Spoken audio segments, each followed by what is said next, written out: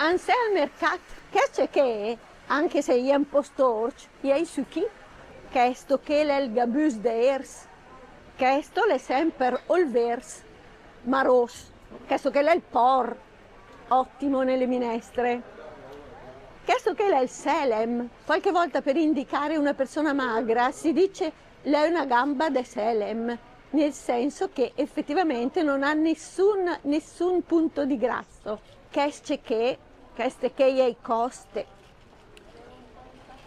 queste che, venite con me, queste che è erbete, queste che è patate, buone da fare purè, buone da fare arrost, buone da fare rustide. Chi là con quel colore meraviglioso è Pieru. Abbiamo visto le verdure, nella prossima puntata di Pota parleremo della frutta. Intanto sti se franca.